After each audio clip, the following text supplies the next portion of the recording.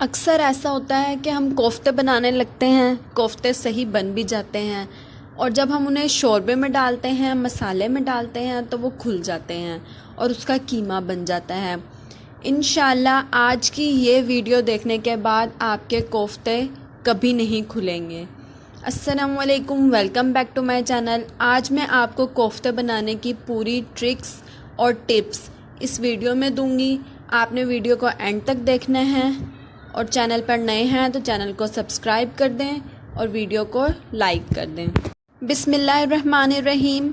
मैंने 2 प्याज और हरी मिर्चें अपने टेस्ट के हिसाब से 10 से 12 अदद चॉप कर ली थी और ये जो कलर चेंज लग रहा है आपको, इसमें मैंने थोड़ा सा कीमा शामिल कर दिया था। ये प्याज और हरी मिर्चों के साथ कीमे को भी मैंने अच्छे से चॉप कर लिया था। अब मैं इसमें लहसुन अदरक का पेस्ट शामिल कर रही हूँ 2 टेबल स्पून और कीमे को मैंने अच्छे से दबा कर निचोड़ लिया है। इसमें आपने बिल्कुल भी पानी नहीं छोड़ना। अब ये देखें, ये पाउडर फॉर्म में जो मैंने चीज़ डाली है ये है भुने हुए चने। भुने हुए चनों का छिलका उतारने के बाद उसको मैंने पीस लिया था, ये वो पाउडर है। और दूसरी चीज़ जो आपने देखी है ये है खसखस, इसको मैंने सिल पे पीसा था। ये दोनों चीज़ें कोफ्तों की बाइंडिंग का काम करते हैं। अब हम इसमें डालेंगे नॉर्मल स्पाइसेस। इसमें मैंने नमक, पिसी हुई मिर्चें और गरम मसाला शामिल किया है। अच्छे से मिक्स करने के बाद आपने इस तरह दबा कर कोफ्ते बनाने हैं। आप अच्छे से ये ट्रिक देख लें, अगर आपने इसमें एयर छोड़ दी तो आपके कोफ्ते खुल जाएंगे। आपने अच्छे से हाथों में, उंगलियों में दबाना है कीमे को, उसके बाद आपने इसको गोल शेप देनी है। अब चलते हैं चूल्हे की तरफ। ऑयल गरम करने मैंने रख दिया है। इसमें मैं ये प्याज शामिल करूँगी। ये दावत के हिसाब से क्वांटिटी है, आप अपनी क्वांटिटी के हिसाब से कम या ज़्यादा कर सकते हैं। अब हमने प्याज का कलर चेंज करना है। इसको हमने प्यारा सा गोल्डन ब्राउन कलर दे देना है। आपने इसमें डार्क कलर नहीं लाना बिल्कुल भी। अब मैं इसमें लहसुन अदरक का पेस्ट शामिल कर रही हूँ। लहसुन अदरक का पेस्ट डालने के बाद इसकी हम हल्की सी भुनाई करेंगे और उसके बाद ये मेरे पास टमाटर हैं। टमाटर भी मैंने चॉप कर लिए थे अच्छे से ताकि ये गल जाएं। अब टमाटर शामिल करने के बाद हम इसकी भुनाई कर लेते हैं। मसाला अच्छा भुना हुआ होगा तो उसका फ्लेवर भी अच्छा निकलेगा।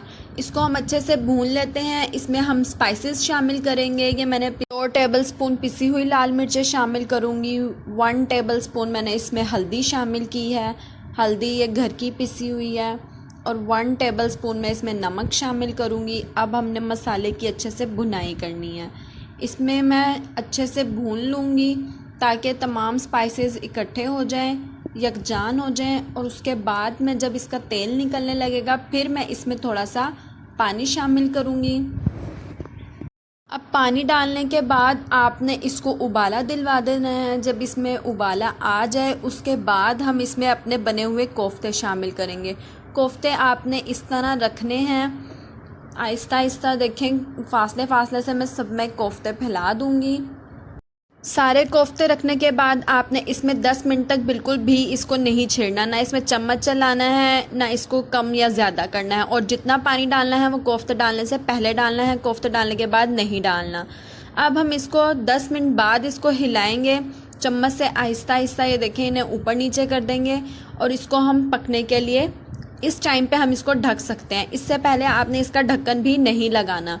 अब मैं इसको पका लूँगी 15 से 20 मिनट। इसको मैं और पकाऊंगी आहिस्ता आंच पे। और आपने इसमें शोरबा अपने चॉइस के हिसाब से कम या ज़्यादा कर लेना है। ये मैंने भुने हुए कोफ्ते बनाए हैं और इसमें मैंने अंडे शामिल किए हैं उबाल के। इसको अंडों को मैंने बीच में से स्लाइस कर लिया था। बहुत ही टेस्टी बने हैं, ट्राई ज़रूर करिएगा। Thanks for